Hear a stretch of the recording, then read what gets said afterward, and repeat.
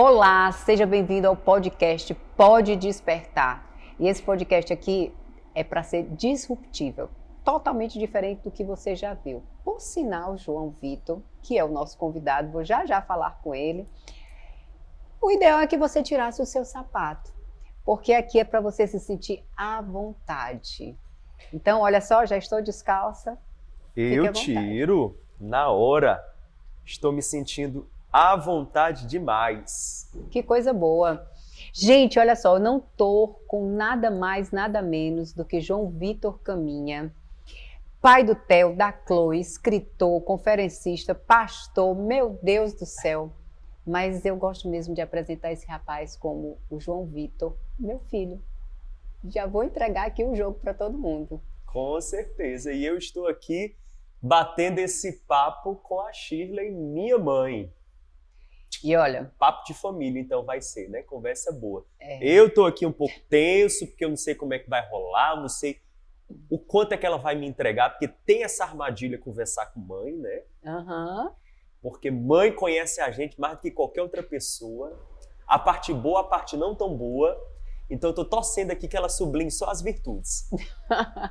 Olha só, e não vai ser isso, porque hoje aqui eu quero trazer uma parte do João Vitor que as pessoas não conhecem. Sim. As pessoas conhecem o João Vitor pastor, o João Vitor pai, esposo, e que fala Shirley.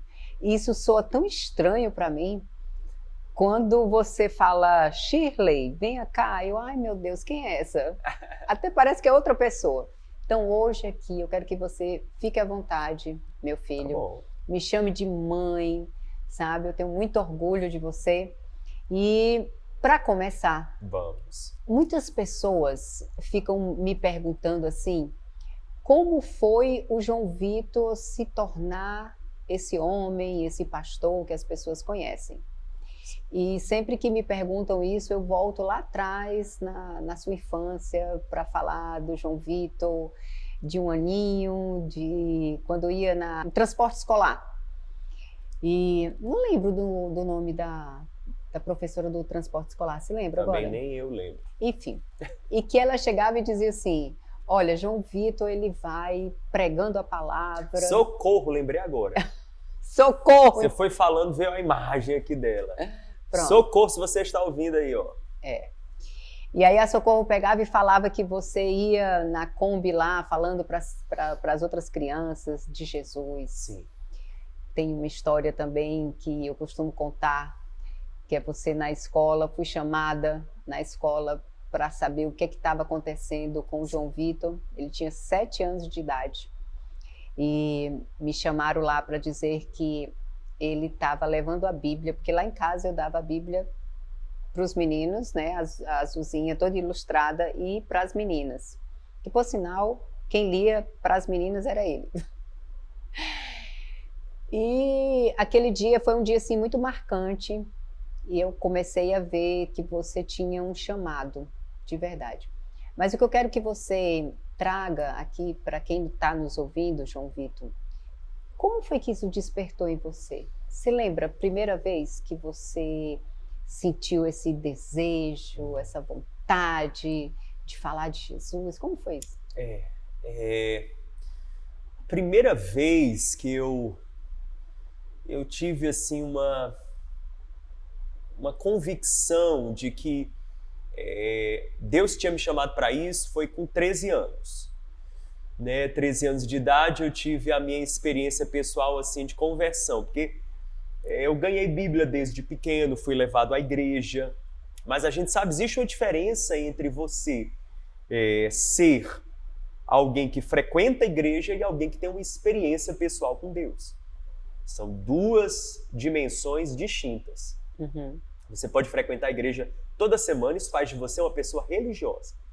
O ser religioso não é algo negativo. O ser religioso é um hábito, é algo que faz parte de uma prática que você estabeleceu na sua vida, um valor.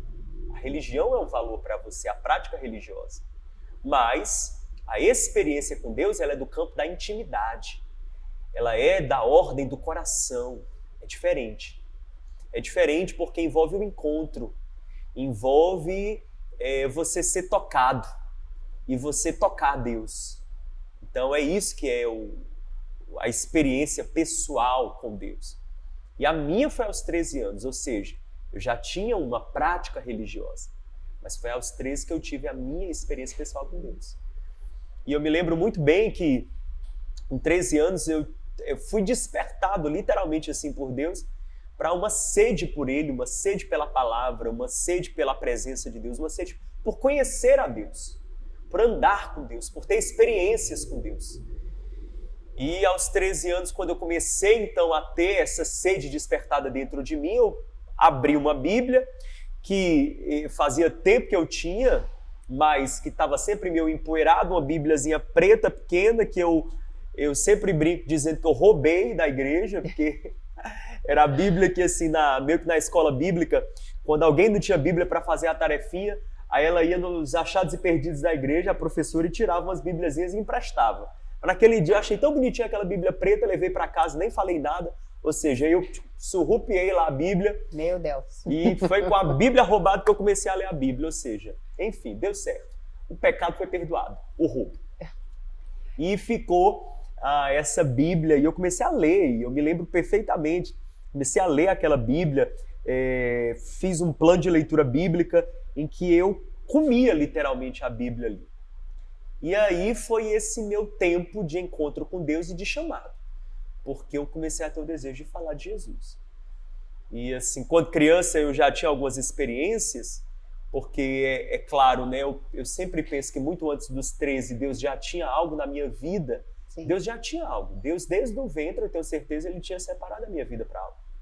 Mas ali com os 13 foi de maneira mais consciente que eu comecei a viver esse chamado. E aí pegava Topic, né? Topic, quem conhece no Ceará, era uma mini ônibus, minivan. Minivan. E distribuía panfleto ali, né?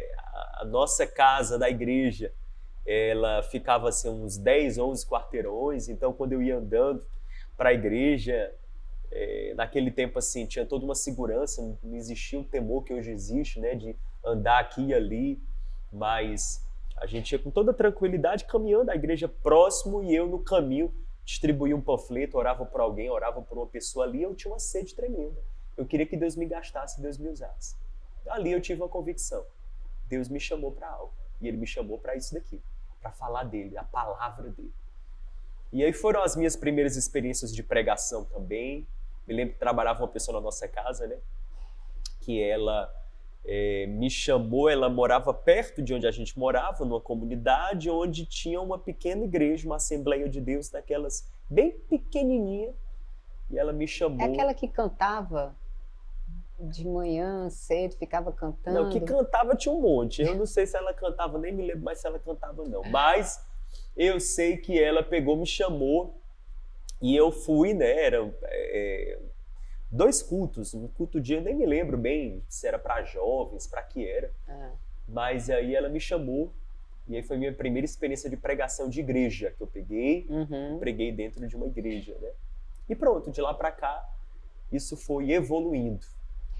Eu lembro que você foi até de paletó. Eu fui. Eu não sei se eu cheguei aí de paletó, mas com certeza uma blusazinha social eu fui. Não, mas teve uma outra que a gente foi e que você era um culto para crianças. Fui para essa também. E aí você foi todo de paletó, essa eu lembro. Então pronto. Uma memória de mãe melhor que memória de filho. Pronto. Você falando aí, João Vitor, sobre... Eu quero trazer aqui parte da sua história que as pessoas não conhecem, né? Então, você disse, Deus tinha me separado desde o ventre. Sim. E uma parte que talvez as pessoas não conheçam é que quando eu estava grávida do João Vitor, eu lembro, você falou aí, eu lembrei na mesma hora que eu estava prestando vestibular na faculdade e eu tive uma ameaça de aborto, comecei a perder ali um pouco de sangue, e aí eu fiz a prova do vestibular no hospital da faculdade. Então, assim, Deus cuidou de você realmente desde o ventre, né? Amém. Como diz a palavra. Amém. E é interessante porque, assim, A gente falando aqui sobre... Aí vem várias coisas que vem lembrando, né? A história da Bíblia, que você lia as historinhas da Bíblia para as meninas lá em casa, né? Para as irmãs. E vem as férias, que olha, se vocês não sabem, já vou começar a entregar. Se vocês não sabem, o João Vitor, a gente, como eram 5 lá em casa, e nas férias, para a gente poder o custo ficar um pouco mais acessível, a gente decidiu dar um valor para cada um deles, para que eles pudessem gastar ali nas férias deles, né? Então, não tinha mais aquela história, eu quero um sanduíche, eu quero isso, eu quero cinema, não. Eles já tinham o dinheiro deles e cada um já saberia ali administrar. O melhor gestor dos 5, que é o mais novo, que é o João Vitor, era ele. Então, ele administrava muito bem o dinheiro. As meninas gastavam dinheiro com outras coisas e depois ia pedir dinheiro para ele. Lembra dessa época? Lembro. Com certeza. Virava credor. Prestava juros. A gente não é besta. E o João Vitor sempre teve essa veia, assim. Eu lembro de uma outra situação também, João Vitor, que você, como você sempre foi muito estudioso, você fazia uns questionários. E aí você vendia na escola para os seus amigos, acho que na época era R$1, era tipo assim. Então era uma forma de você estudar mais, mas também você sempre organizado, sempre gerindo. Como foi quando a igreja convidou você para ir para a Austrália? Sim. E você chegou para me contar. Como foi que você recebeu, que eu lembro da situação que você... Quando você falou, eu disse, meu filho, que coisa maravilhosa. Aí você disse, mãe, a senhora não quer que eu fique aqui, a senhora quer que eu vá embora. Eu disse assim, não, meu filho, é uma oportunidade.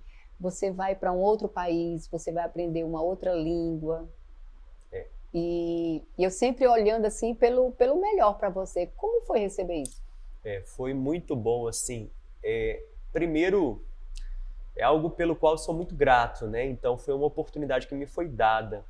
Eu estava no primeiro ano de faculdade, 18 anos, e recebi uma ligação, eu estava fazendo prova.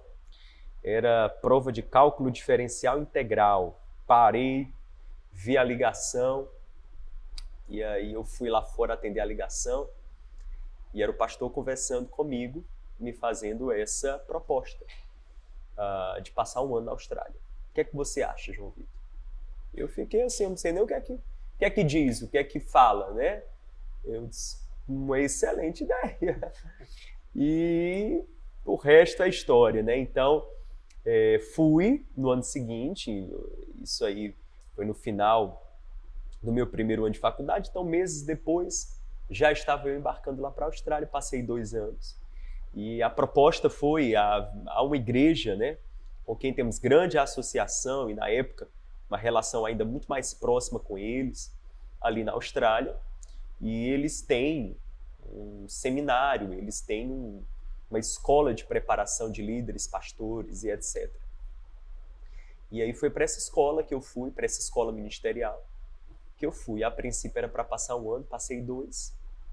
E foi uma experiência muito poderosa, muito grande. Sair do seu lugar, do seu habitat, do seu conforto, do seu ninho. A gente precisa sair do ninho se a gente quer crescer. Uma palavra que eu gosto muito quando Deus, através de Moisés, fala para Israel, comparando Israel com um filhote de águia, que a águia mãe precisou chacoalhar o ninho para que ele saísse do ninho. E a Bíblia diz assim que assim eu, o Senhor, faço com você, ó Israel. Porque Deus tem esse hábito de nos tirar dos nossos ninhos. Ele nos chacoalha, ele nos agita, ele nos tira do nosso lugar de conforto. E é interessante porque o filhote de águia, ele só aprende a voar sendo empurrado para fora do ninho. Ele nem sabe que tem asas para voar até que ele seja empurrado para fora do ninho. Ele nem sabe. Ele não sabe que ele é águia, entende? Ele não sabe que ele carrega uma natureza de águia. Ele não sabe que ele carrega um potencial para vencer a lei da gravidade. Ele não sabe que ele pode, com a força dele, recursos que estão nele, bater asas e voar. Ele não sabe, ele não tem nem ciência disso. Não acredita que pode, mas a águia-mãe vai empurrando, empurrando, empurrando. E é exatamente isso que acontece. É um empurrão da águia-mãe. E quando o filhote está caindo, quando ele está prestes assim a não conseguir, a não dar conta, aí a mãe, ela vai sobrevoando, ela vai planando sobre o filhote, porque ela não desampara o filhote no processo, ela vai acompanhando, porque caso ele não consiga bater asas e voar, ela vai então e pega ele, salva ele, ou seja, não é um abandono, não é um abandono. Ela desafia o filhote sem deixar o filhote. E é isso que Deus faz conosco, não é? É exatamente assim, metáfora perfeita do que Deus faz na nossa vida. E assim foi comigo, né? Todas as vezes que Deus quis mostrar o que existia dentro de mim que eu nem sabia, lá foi Ele me empurrando para fora do ninho, lá foi Ele me colocando no limite, no meu ponto de limite do que eu achava que era possível e do que eu era capaz. E ali Ele foi me colocando nesses lugares de desafio, sem nunca me abandonar, sempre estando presente, sempre deixando a sua mão poderosa sobre a minha vida. É o que Deus faz conosco. Esse é o processo de Deus. Muito bom. Mas eu quero que você me conte histórias engraçadas, que agora é engraçada, mas na época não foi, lá da Austrália. A história do paninho da pia, a história do pneu, a história do carro. Tem muitas histórias. Deixa eu lembrar aqui, uma história foi do pneu, na verdade é porque eu trabalhei num lava-jato lá. E esse lava-jato só tinha eu de brasileiro e o resto era indianos. A Austrália tem muito indiano, né? E o gestor era australiano. E aí o pneu era interessante porque, como era um lava-jato, então a gente lavava, aspirava, enfim, polia o carro. E todo mundo queria ficar, de preferência, no polimento. Por quê? Porque no polimento você fica menos encurvado possível. Você fica de pé, né, e vai passando ali a flanela e vai polindo. Mas, por exemplo, aspirar, você tem que, né, se curvar todinho. E aí você diz assim, olha, você aspirar teu carro, tua casa é uma coisa, mas depois que tu aspira 78 carros, tá entendendo? Que você já tá no 79, no 80º, no 100º carro, porque era isso. Horas e horas, aí você já tá, meu Deus do céu, já tô todo envergado aqui. E aí, o pior de tudo era o pneu, quando ele gritava, né? Pneu! Quando ele mandava John, que ele me chamava de John, pneu agora. Eu tinha que ir pro pneu, e o pneu era o pior, porque aí, verdadeiramente, você tem que ajoelhar, se agachar bem, para limpar o pneu, né, enfim. E aí eu tinha isso,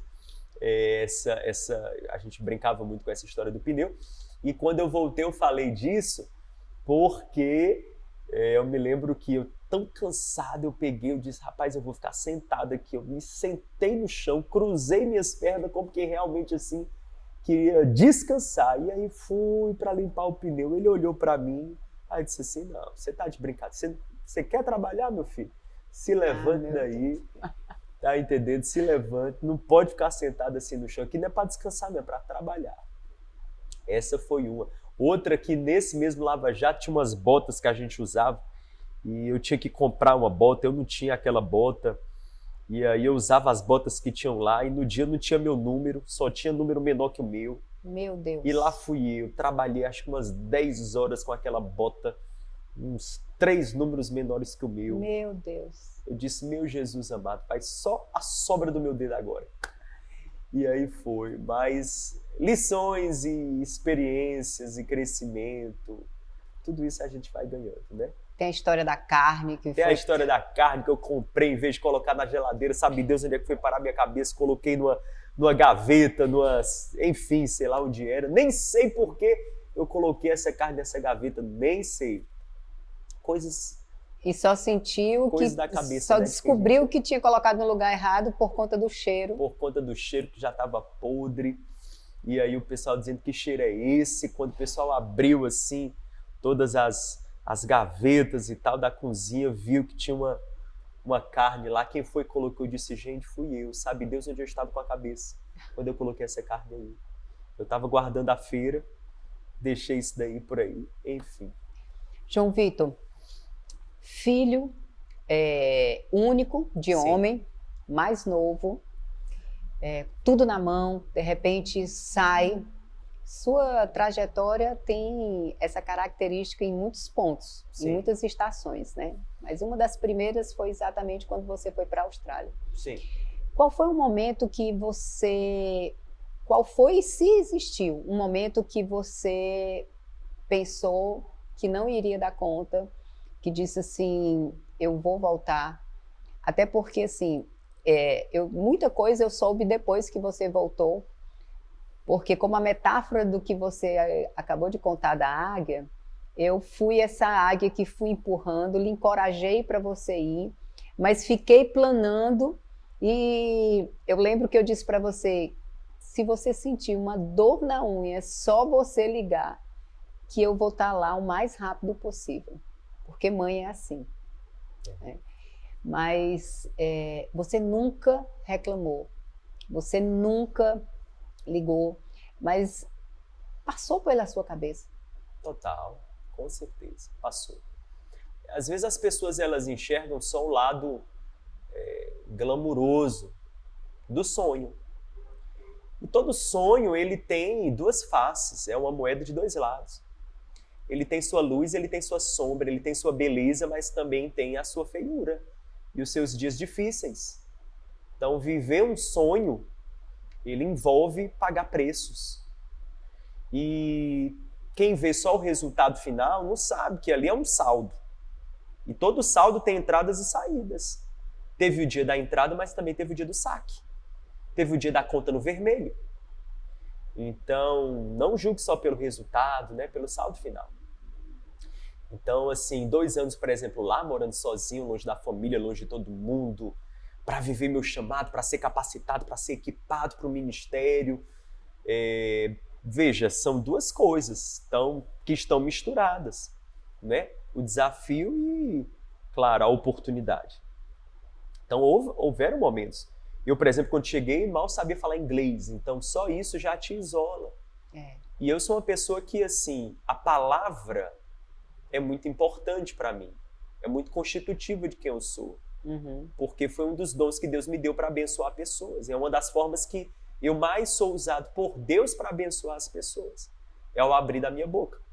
É verdade. Mas se eu não consigo me comunicar, como é que eu consigo abençoar? Como é que eu consigo falar? Como é que eu consigo me conectar? Das coisas mais básicas. Me conectar com quem está do meu lado. Fazer amigos. E aí mistura tudo, né? Em uma estação da vida que você não tem maturidade, em que a sua identidade é muito frágil, é muito dependente da aprovação das pessoas, é muito dependente da sua performance, da sua capacidade de realizar. É muito fácil você ficar emocionalmente aí abalado. E passei por esses momentos. Graças a Deus tive redes de apoio ali. Né? Encontrei pessoas maravilhosas. É uma igreja maravilhosa, uma equipe pastoral, uma equipe ministeriais assim, incríveis, e pessoas que me abençoaram, me acolheram, me ouviram, me abraçaram. Eu não era o único passando por isso. Lá tinha gente de todos os países do planeta Terra, gente de países que eu nem sabia que existia na geografia da Terra, tinha lá a pessoa. E passando pela mesma situação. Todos jovens, mesma fase da vida, todos jovens e saindo de suas casas para viver o sonho de serem equipados em uma grande igreja, uma igreja de relevância global, mas no meio do caminho muitos percalços. Mas eu fico muito feliz de não ter desistido, porque quando a gente aborta processos, era melhor que a gente nem tivesse começado. E esse é um fato muito forte que a gente precisa entender. Muito bom. Que processos abortados são iguais a processos não iniciados. Na verdade, são piores porque vão carregar a dor da desistência. Mas você não chegou a ter fruto, a frutificar. E o objetivo, o alvo de todo processo é você chegar ao fruto. Sim. Mas para chegar no fruto tem a poda. Então aguente a poda para você chegar no fruto. Faz parte a poda. E toda poda é uma redução, é uma diminuição. Não é verdade? Quando você poda uma árvore, parece que você está desfolhando.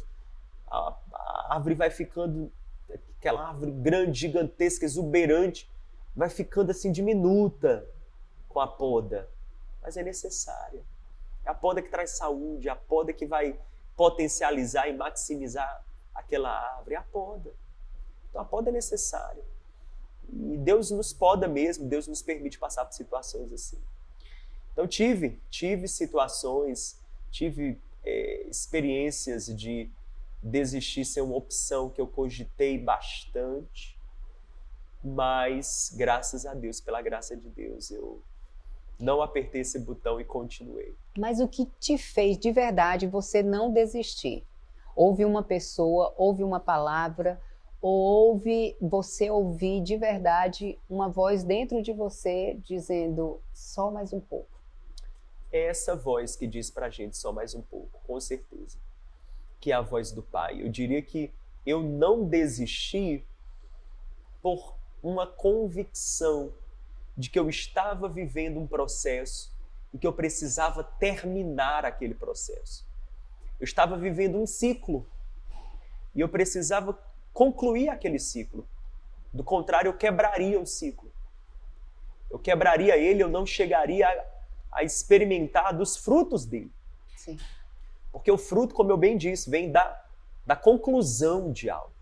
Há uma honra em concluir. Uma honra em você cruzar a linha de chegada.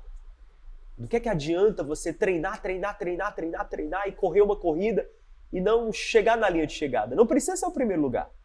Não precisa ser um dos 3 ali do pódio. Mas simplesmente chegue. Chegue, conclua. Há uma vitória sobre todos aqueles que simplesmente concluem. Então, foi algo, eu me lembro de uma frase que me marcou muito, um testemunho, uma pessoa lá pregando e falando e dizendo, olha, eu hoje sou uma pessoa que tem um ministério relevante em muitos lugares, em muitas nações, uma pessoa de ministério assim, internacional.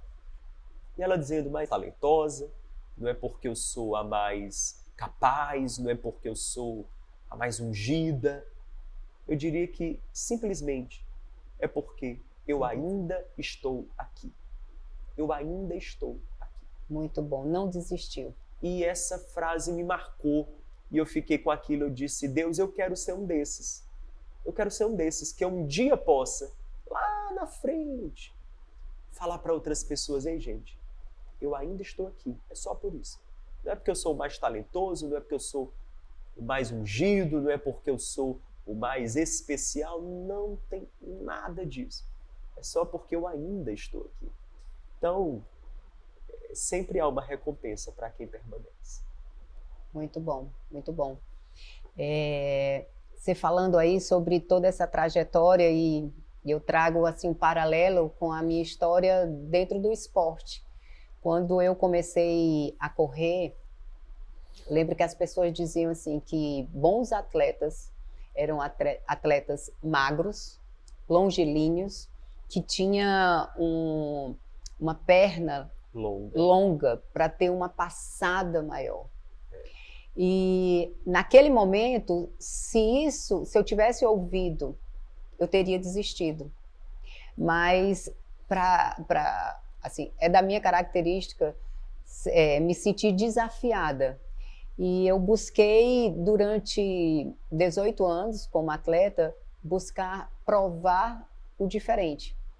Que quando a gente tem constância, Sim. Quando nós temos foco, disciplina, talvez eu não tivesse o mesmo talento que um outro atleta tivesse. Perfeito. Com todas essas características, mas eu busquei treinar incansavelmente. Perfeito. Para buscar ter o mesmo tempo ou melhor tempo do que aquele atleta. Perfeito. E quando nós temos Cristo dentro da nossa história, aí é aquela porção de fé que nos faz dizer assim, eu posso. Verdade. Né? Verdade. E aí, falando sobre isso, você voltou para o Brasil.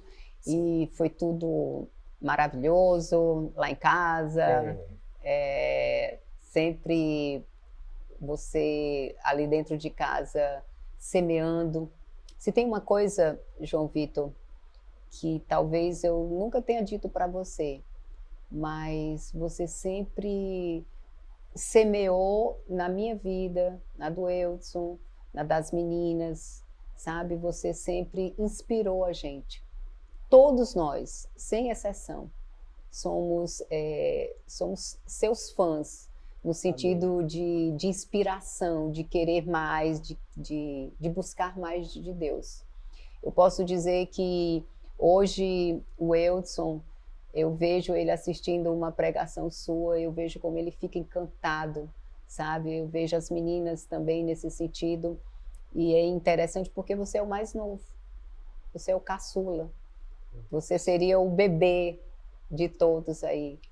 E eu trouxe essa história para dizer assim, como Deus, ele é cirúrgico, ele é específico, e ele usa o improvável, porque o provável seria o mais velho, mas ele usou o mais novo para mudar a história de todos nós lá de casa. Né? E eu tenho muito orgulho de ser sua mãe, meu filho. Glória a Deus. Mas vamos lá despertar. Amém. Vamos despertar, né?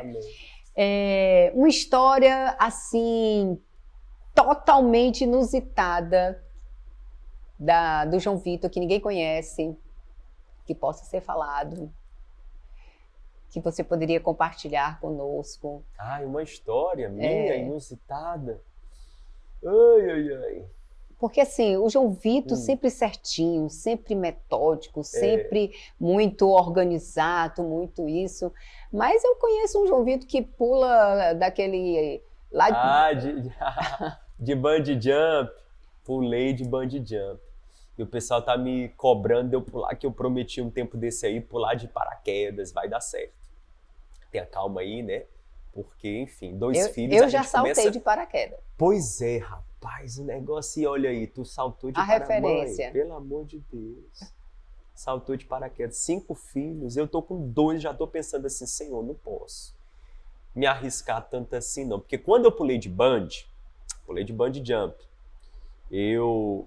no tempo que eu estudei na Austrália, viajei para Nova Zelândia.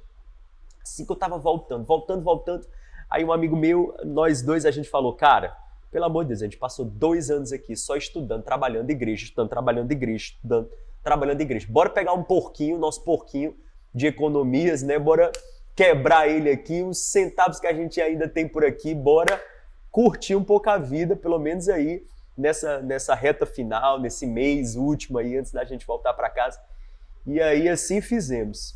Fomos para Nova Zelândia, que é um país vizinho, colado, e lá a Nova Zelândia é conhecida, né, pelos esportes radicais, e ele me desafiou e disse, e aí, vai pular de bungee aí, maior, não sei se ainda é hoje um dos maiores, na época era um dos maiores pulos de bungee do mundo, 220 metros. Meu Deus, não consigo nem imaginar. É um negócio louco que você vai assim, não tô lembrado do nome, daquela gaiolinha que vai levando assim você até, tipo um telégrafo, né, até o local onde você pula entre 2 montanhas, fica suspenso. É tipo um filme de terror, você vai andando e você vai dizendo assim, meu Deus, estou indo para o matadouro.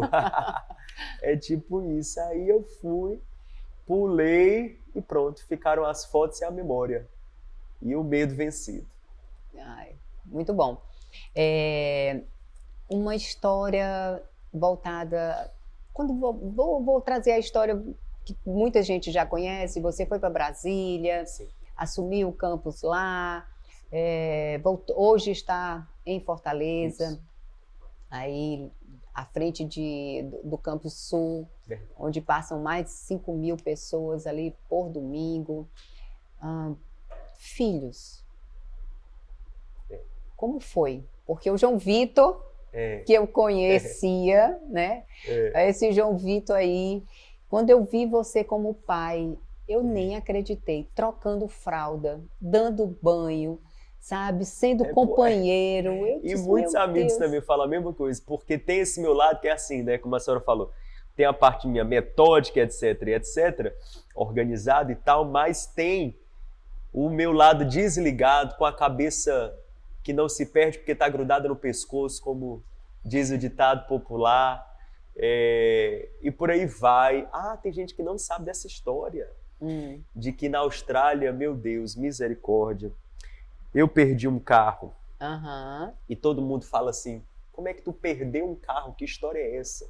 Aí eu vou explicar para a pessoa e eu digo, o que foi que aconteceu? Não, agora você vai contar com detalhe, porque todo mundo quer saber essa história. Rapaz, quando eu cheguei lá, uma pessoa, o Lê, que estudou lá, né, fez também o college, o Bible College, ele tinha um Mazda vermelho, e ele disse, João Vitor, esse Mazda vermelho aí, tá só a misericórdia, mas ainda dá para usar.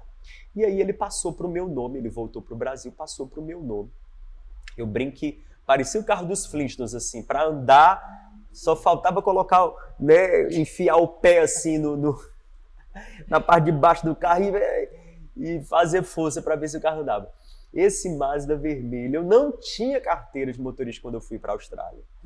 Não tinha. E aí, o que foi que aconteceu? Tive que emprestar para um amigo. Tive assim, né? Ele me fez a proposta, João, me empresta. Tu não pode andar? Eu pelo menos fico com um carro quando tu precisar. Eu vou, te ajudo, enfim, te dou uma carona. Ele levou o carro, fui com ele. E em um belo dia, ele pegou e emprestou para uma outra pessoa. Meu Deus do céu. Pedi uma amiga em namoro. Foi um date, assim, que eles foram para um date.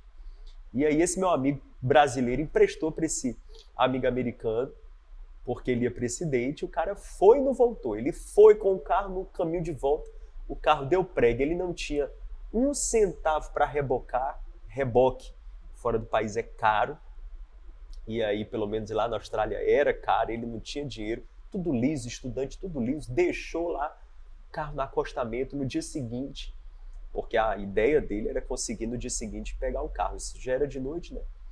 Então ele deixou por lá, o carro pernoitou na estrada, no acostamento. No dia seguinte, quando ele foi atrás, tinha desaparecido. Sumiu o carro, o mistério do carro. Se você está aí vendo em algum lugar na Austrália e sabe de um Mazda vermelho perdido, pois então, por favor, fale para nós, para ver se depois de mais de 10 anos existe alguma esperança desse Mazda. E resgatar.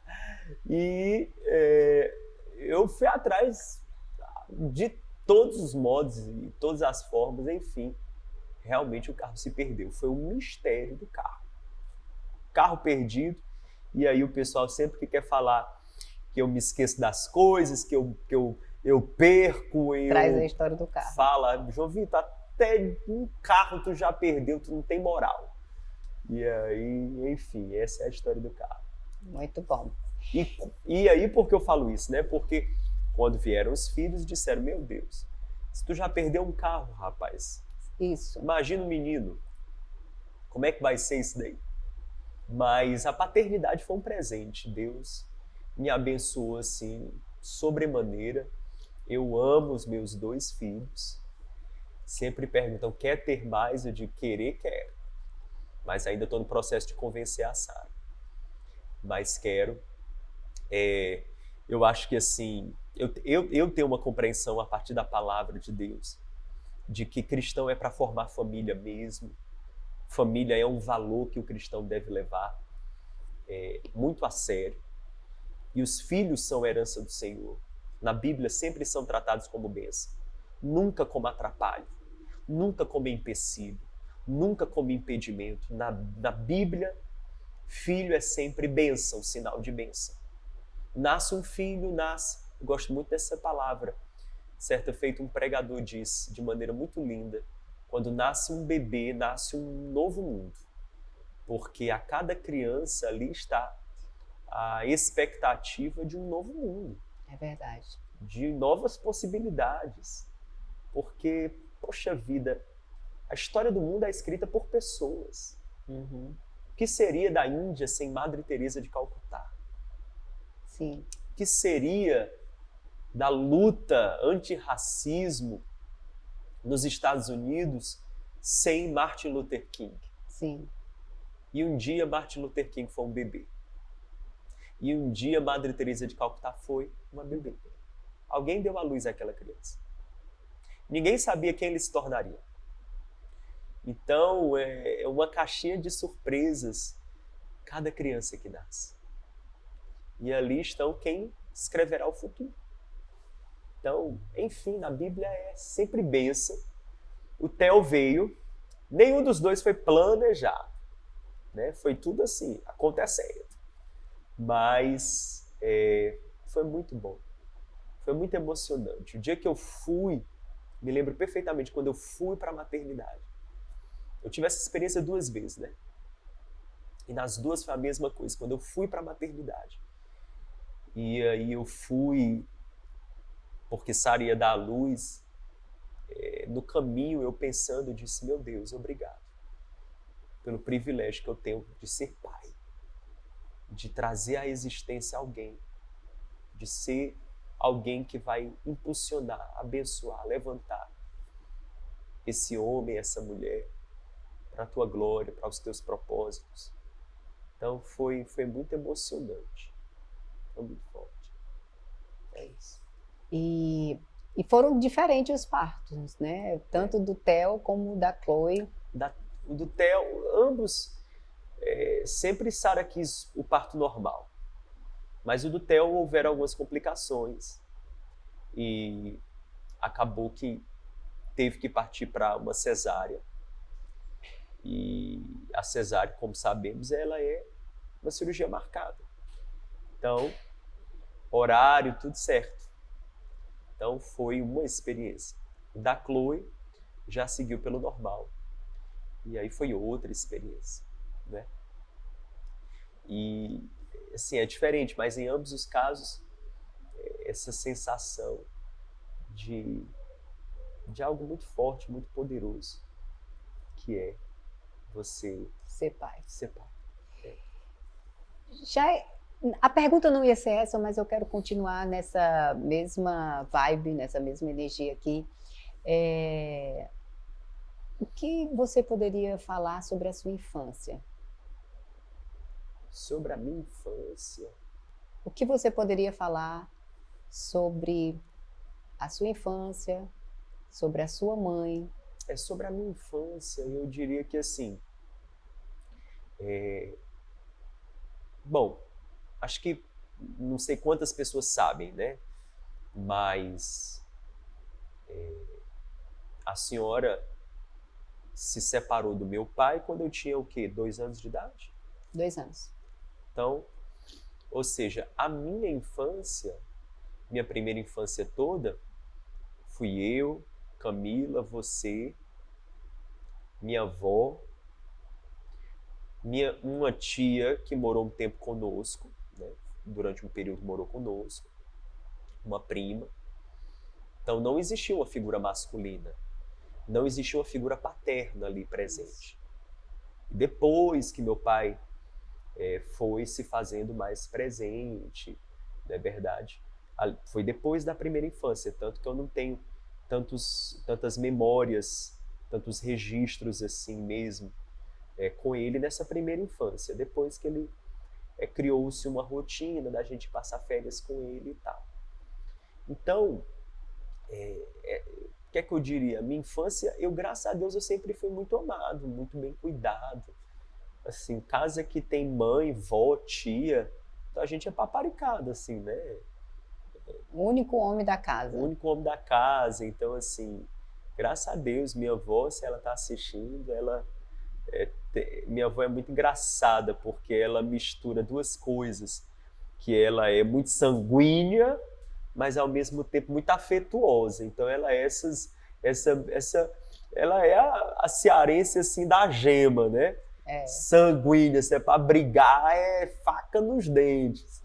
E afetuosa, quando é para ser carinhosa, é muito carinhosa. Eu acho que eu peguei um pouco disso, né? Assim, tem gente que pensa que eu sou assim, bem fleumático. Na verdade, eu acho que foi muito do Espírito Santo, mas acho que foi Jesus aí na minha vida, mas eu tenho um pouco dessa mistura também. Então, assim, foi muito, muito carinho, muito afeto. E você, assim, a senhora, que eu nunca chamei a senhora de você, né? Então, não me acostumo chamar de você.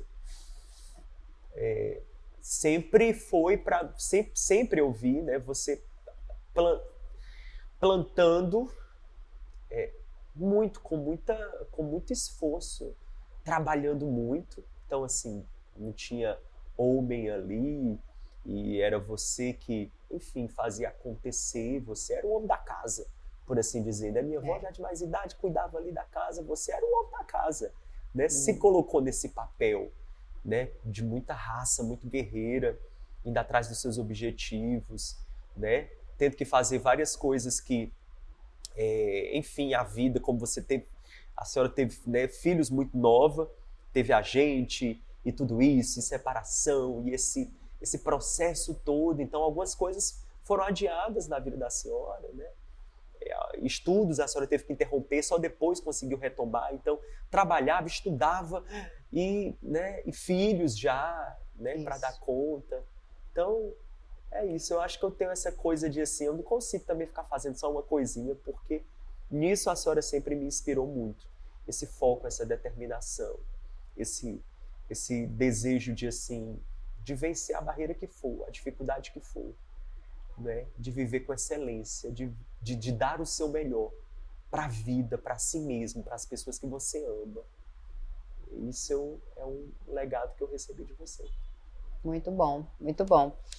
E João Vitor, a gente já está caminhando aqui para o final. O que você diria hoje assim, para os jovens, né? A gente tem percebido as famílias cada vez mais, elas estão diferentes do que deveria ser normal. Sim. Então, situações comuns estão querendo trazer como normal, mas cada vez mais essa característica tem aparecido.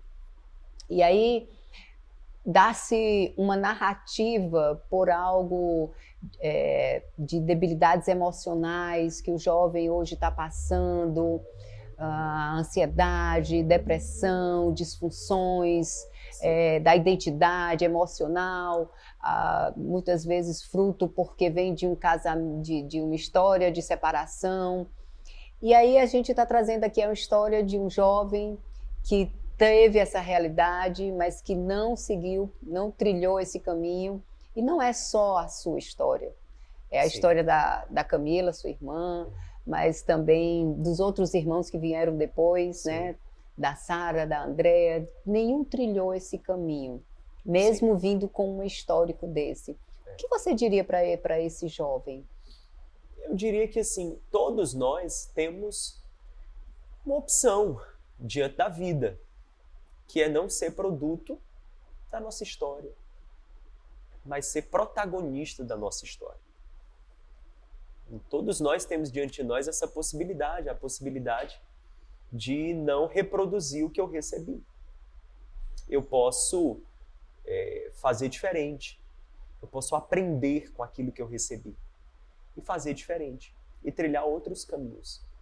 Eu acho que eu não posso culpar, ninguém pode culpar. Você pode até se entender mais olhando para trás, porque inevitavelmente nós colhemos o resultado das nossas bagagens. Então, de onde você veio implica em quem você é. O que você recebeu implica em quem você é. O que você viu, os padrões, as referências que teve, implica em quem você é. Mas você não precisa ser a mesma pessoa para sempre. Então você pode sim se compreender melhor olhando para trás. Mas ninguém vai conseguir viver melhor olhando para trás. Para viver melhor, você tem que olhar para frente. Você tem que olhar e se perguntar, e quem eu quero ser? E quem eu quero ser? Então, o jovem de hoje, o que ele precisa é entender mais esse papel que ele deve assumir na sua própria história de protagonista. Ele precisa resgatar esse protagonismo. É muito fácil a gente culpar, a gente colocar na conta das nossas feridas, dos nossos traumas, das nossas perdas, mas nada disso vai resolver, ajudar. Nada disso vai ser um bom caminho para a gente escrever a nossa história. Então eu diria, olhe para trás para, quem sabe, se entender melhor, mas olhe para frente para você viver melhor. Eu acho que o jovem de hoje, ele também está precisando criar mais fibra. Sabe? Assumir as rédeas da sua própria vida. Tomar para si mais responsabilidade. Nós vivemos em um mundo de facilidades. Hoje, quando você quer comer, você tem um aplicativo. Hoje, quando você quer se locomover, você tem um aplicativo. Hoje, quando você quer o que for, você tem um aplicativo. É verdade. Então, assim, e não é para o rico, não. Isso hoje está diversificado em várias camadas. Acesso. Várias camadas. Então, esse excesso de facilidades. Antes, aí você quer um lanche, vai para a cozinha. Abre a despensa, vê o que tem, te vira. Não, hoje tem aplicativo. Ah, você quer se locomover? Coloca o tênis nos pés, vai andando até a parada. Agora não, só quero andar de motor, alguma coisa, né? Eu também não posso fazer de graça a propaganda, porque se quiser propaganda tem que, né, vir para cá. Mas é isso, e uma geração que é treinada na facilidade, ela é treinada na conveniência e ela é treinada para a mediocridade. Muito bom.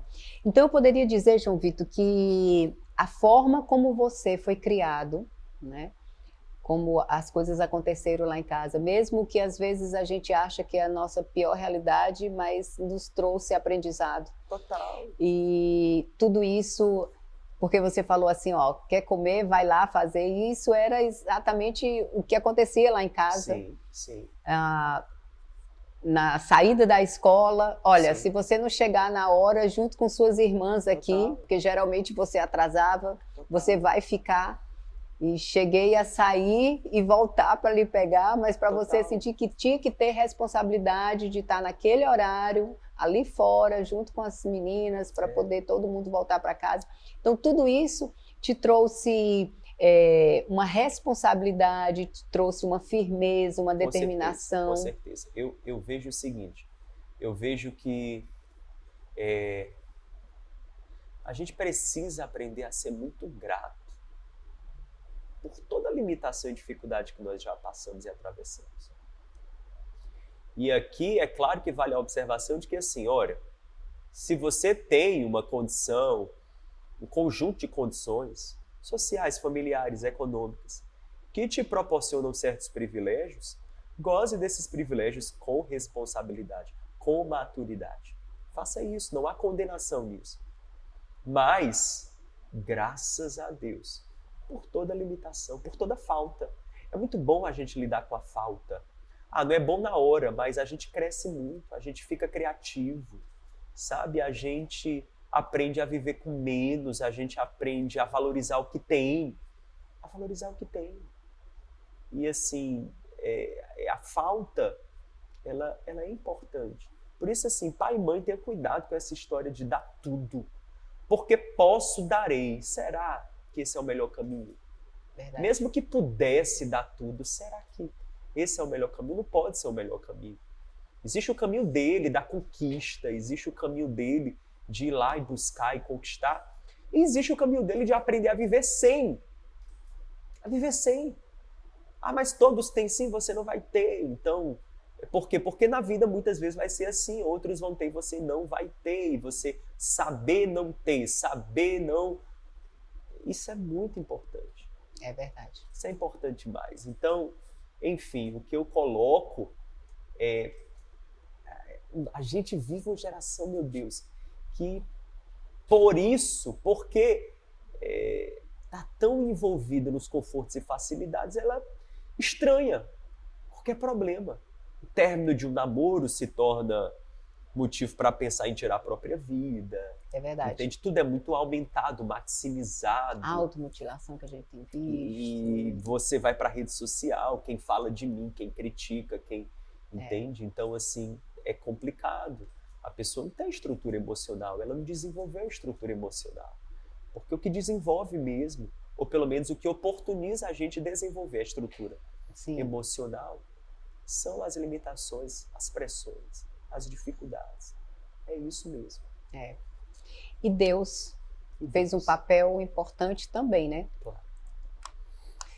Bem, o que você diria que seria o grande mal da humanidade hoje? O grande mal da humanidade?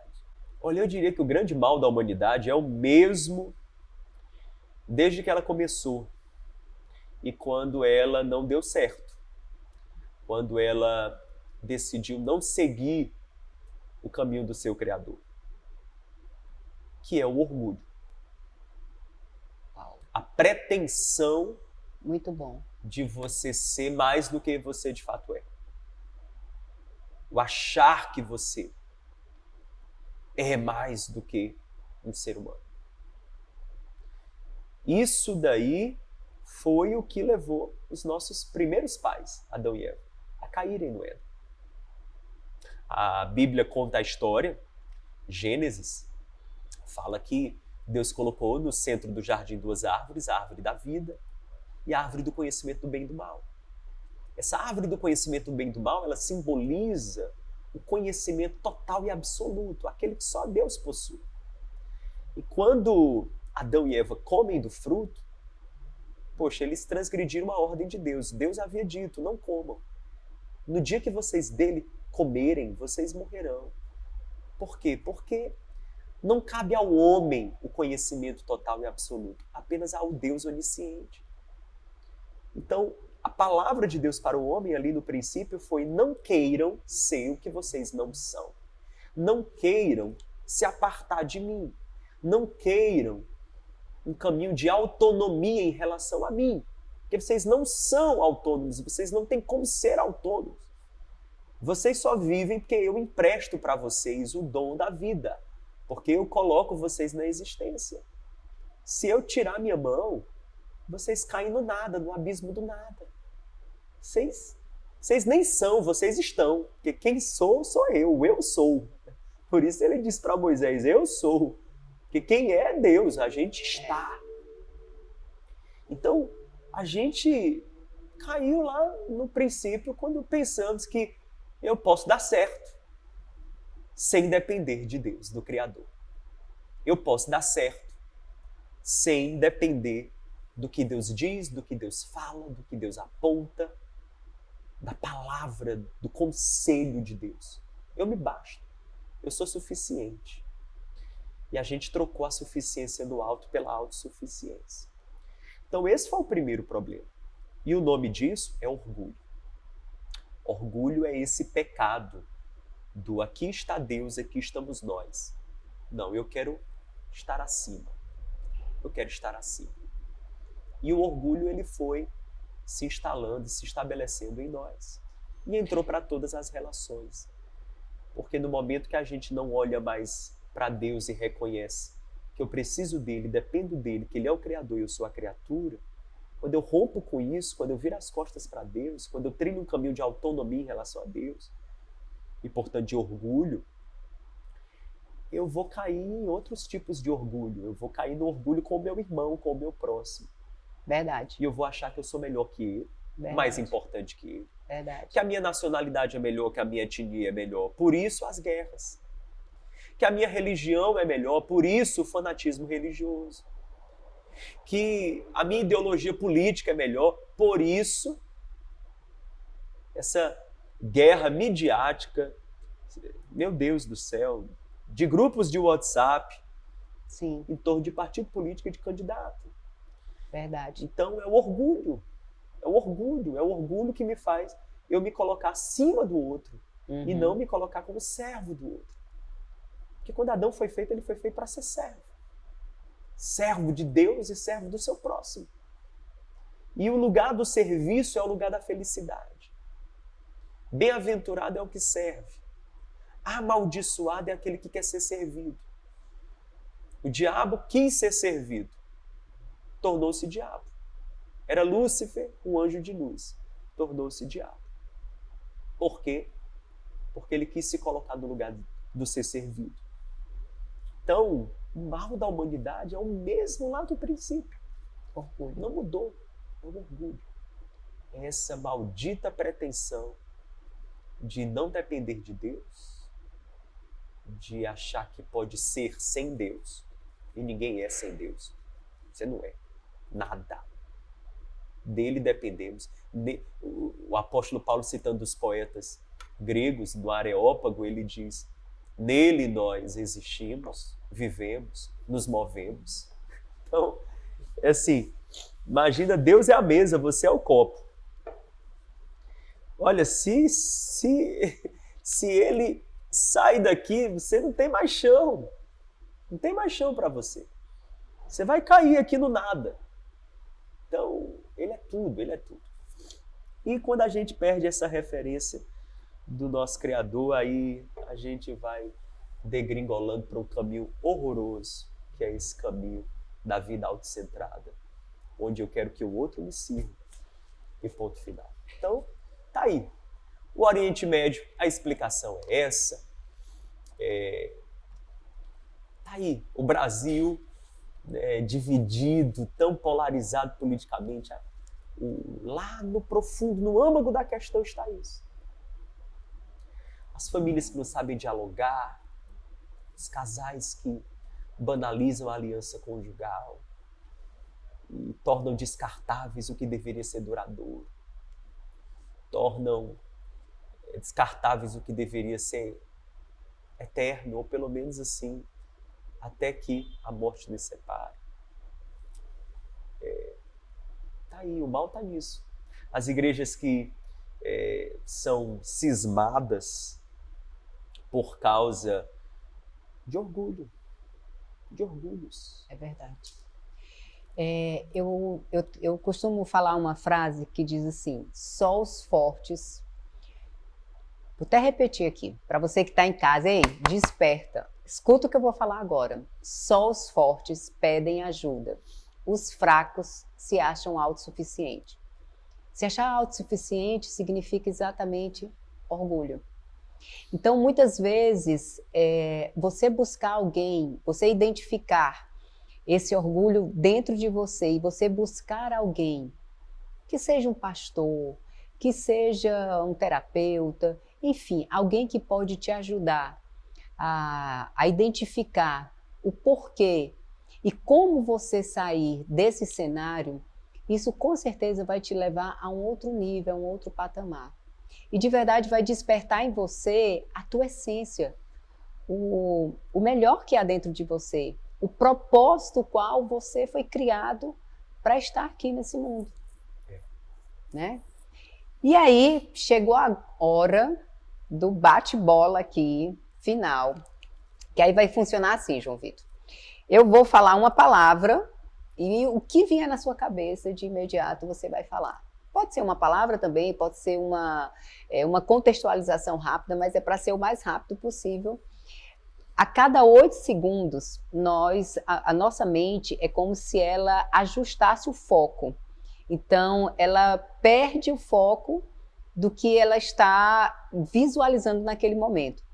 E fazer esse bate-bola rápido vai fazer com que coisas que estão no seu subconsciente, eles venham à tona. Então, vamos lá. Bora. Tá preparado? Estou. Ah, tá. Vai. A sua mãe sempre diz assim, nasci pronta. Nasci pronta, então.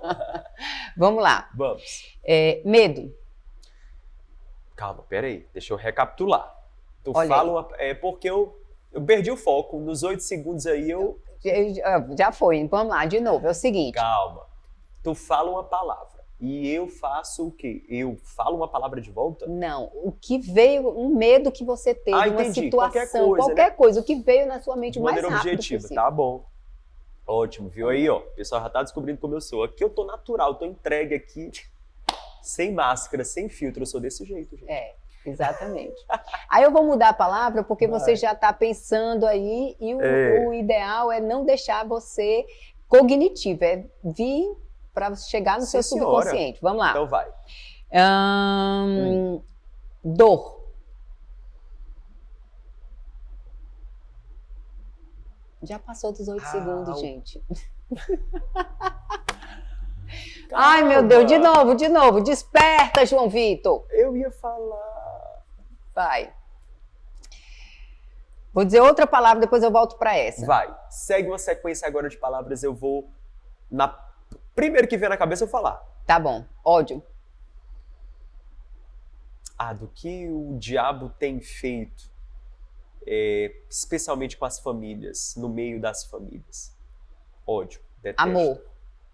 A Sara. Ah, medo. Eu tenho medo de... Eu não tenho medo da morte. Não tenho. Não tenho. Porque eu sou muito convicto de que, assim, morri, tô atravessando o portão celestial, Pedro, João, assim, dizendo, vem, meu filho, chega pra cá, vem, se ajunta com a gente que aqui é melhor. Eu tenho essa convicção, eu tenho um desejo de ver o meu Senhor Jesus. Mas medo eu tenho de não acompanhar os meus filhos crescendo. Isso eu tenho. Existe esse medo. Eu acho que todo pai, toda mãe tem isso. É. A gente sente, sabe, quando olha para um filho assim, meu Deus, eu quero ver ele se casando. Eu quero. Eu tenho isso. Eu tenho. Ousadia. Mas, ousadia. A ousadia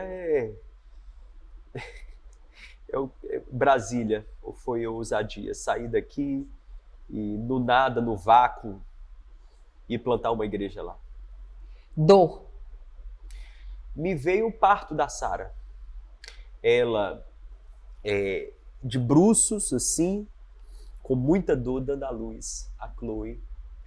Mas é interessante como essa dor do parir é uma metáfora da dor que a vida nos dá e nos proporciona para a gente também dar à luz. Há muitas experiências, sonhos, projetos que só nascem nas lágrimas mesmo. E aproveitando, você que está malhando bastante agora, sabe que para poder o músculo ele aparecer, isso precisa da dor. A dor é necessário para que a gente possa romper e ir para um outro nível na nossa vida. É o slogan dos marombeiros, no pain, no gain. Sem dor, sem ganho. Desistir. Não é uma opção. Coragem. Seja forte e corajoso, como Deus disse para Josué. É a capacidade de você conviver com os seus medos sem que eles te paralisem. Ódio, já falei. Dinheiro. É um servo, é um instrumento para servir os propósitos de Deus. Usufruir, multiplicar e abençoar pessoas. Essas três coisas. Família. Theo, Chloe, Sara e aqueles que Deus quiser ainda enviar. Família, valor máximo, tesouro maior, o mais caro, o bem assim, incomparável. Meu tudo, depois de Jesus Cristo, é a minha prioridade e é o meu tudo. Uma cor. Eu sou dos terrosos, a minha cor é terrosa. Mas cinza, amo cinza. Cara, acho que se fosse ficar uma cor, acho que era cinza. Filme. Filme. Filme. Meu Deus, Uma Mente Brilhante. Música.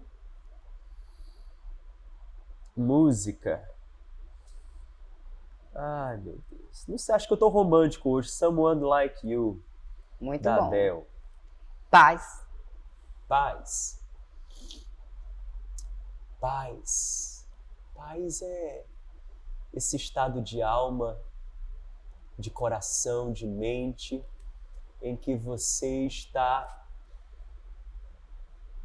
bem relacionado com todas as esferas da tua vida. Até com os teus problemas. Quando você está bem relacionado com eles, quando você aperta na mão deles e diz, tudo bem, eu sei que você está aqui presente na minha vida, ok, sente-se aqui, eu te acolho e eu vou dar conta. É uma questão de tempo, você não é permanente, você é passageiro. Então, todas as esferas da vida, quando você está bem relacionado com elas, reconciliado com elas, você está em paz. E não menos importante, livro. Livro? Podia fazer assim uma propaganda, né, dos meus livros, mas não, eu vou escolher. Eu achei que você ia falar dos seus. Não, Por não sinal, vou. cadê eles que não estão aqui? Pois é. Não, eu vou. É claro, seria redundante falar Bíblia, porque, enfim, a Bíblia é meu mapa, meu guia. Mas um livro que me marcou muito foi Corra com os Cavalos, de Eugene Peterson. Ele é um autor que eu recomendo sempre e que eu leio, que eu amo. Eugene Peterson tem uma sensibilidade tremenda, ele combina erudição com sensibilidade. Um erudito, um homem que traduziu a Bíblia, criou sua própria tradução, que é a Mensagem, ou seja, profundo conhecedor das línguas originais, ao mesmo tempo um pastor de ovelhas, de gente, ou seja, alguém que sabe falar ao coração, que sabe as angústias da existência.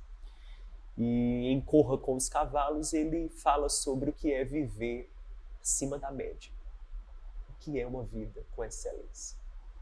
E para falar sobre excelência, ele usa Jeremias, o profeta, que é um homem que viveu uma vida de dor, uma vida de sofrimento. Um homem que cumpre o seu ministério no meio de lágrimas, tanto que é conhecido como o profeta chorão.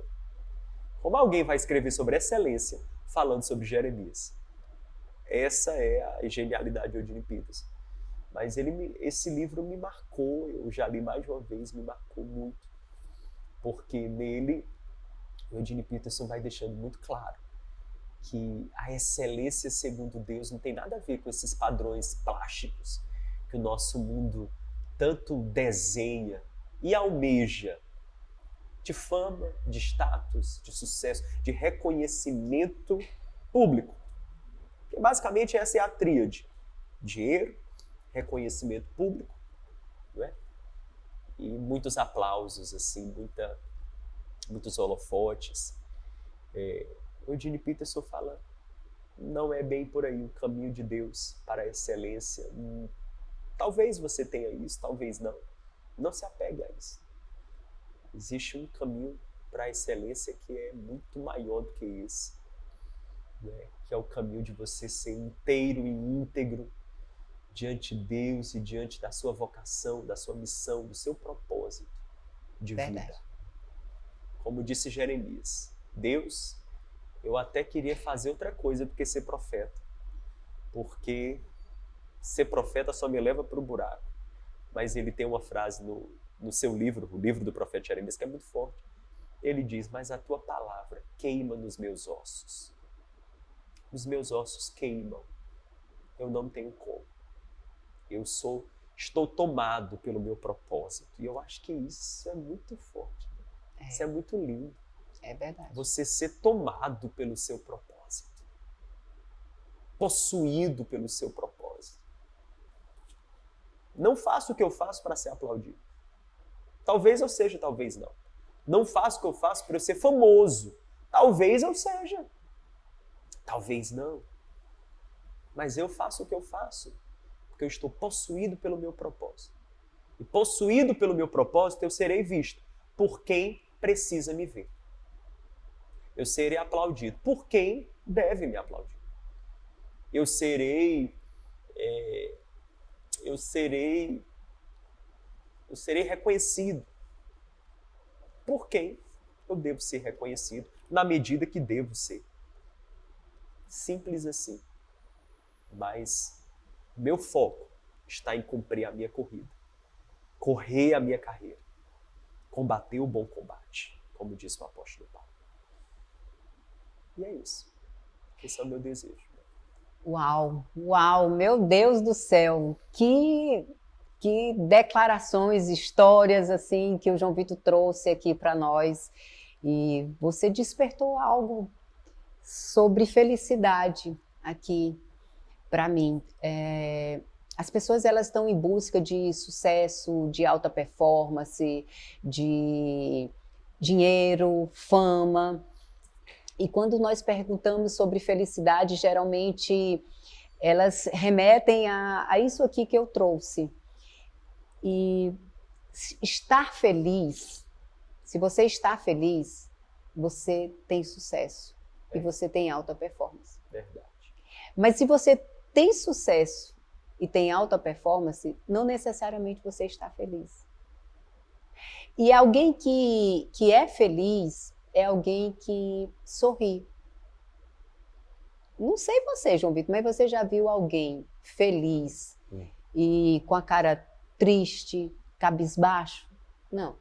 Uma pessoa feliz, ela tem saúde, ela é enérgica, ela é motivada, as pessoas querem estar próxima dela. Sim. E com isso ela atrai o sucesso, ela busca alta performance. E a felicidade não tem a ver com ter, tem a ver com ser. Isso. E quando você está preenchido Total. com o Espírito Santo, você está feliz e todas as outras coisas são acrescentadas. Que, se eu não me engano, é isso que fala a palavra, né? Mateus 6,33. Buscai em primeiro lugar o reino de Deus, sua justiça. As demais coisas vos serão acrescentadas. Essa é a fórmula. O nosso homem interior é o que determina o nosso sucesso exterior. Então, olhe para dentro e dê atenção a quem você é. Muito bom. Gente, chegamos ao fim desse episódio incrível. E, João Vitor, para a gente fechar com chave de ouro, eu quero que você fale algo aqui para quem está nos ouvindo, quem está nos assistindo. O que essa pessoa poderia fazer para ser uma pessoa melhor? Ou algo que você queira falar do seu coração? Qual a última mensagem que você poderia passar aqui para eles? Mensagem que eu teria para passar para você que nos escuta é Provérbios capítulo 3, quando ele diz: reconheça o Senhor em todos os teus caminhos e Ele endireitará as tuas veredas. Confie no Senhor de todo o teu coração, não se apoie no seu próprio entendimento. A palavra que eu deixaria para você é a palavra confiança, é a palavra dependência. Aprenda que você precisa de Deus no centro da sua vida. Não é em algum lugar. Tem o Deus, tem onde? Tem qual posição? Tem qual nível de estima? Coloque Ele no centro. Quando você coloca Deus no centro, quando você decide confiar nele, o que Ele tem para te dizer, o conselho dele, a palavra dele, o jeito dele, os caminhos de Deus. Quando você reconhece que os caminhos dele são melhores que os teus, quando você decide não se apoiar no teu próprio entendimento, no teu achismo, mas depender dele, do que ele diz. Quando você o reconhece, porque isso é reconhecer Deus. Ninguém reconhece alguém para colocá-lo numa cadeira qualquer, num assento qualquer, para dar-lhe um tratamento qualquer. Quando você reconhece alguém, o reconhecer significa honrar, tratar aquela pessoa com um nível de atenção, de prioridade diferenciado. Então, onde está Deus na sua vida? Onde está Deus? Se você decidir colocá-lo no centro, eu tenho certeza, as demais coisas vão se encaixando, vão encontrando o seu devido espaço. Você vai tendo luz, direção, sabedoria para viver uma vida plena, uma vida saudável, abundante, uma vida despertada, uma vida em que a versão que Deus te criou para você ser, ela é despertada para a glória dele. Então, se você quer despertar para um novo tempo, para uma nova vida, para um novo caminhar, coloque ele no centro, dependa dele. Essa é a minha palavra. Uau!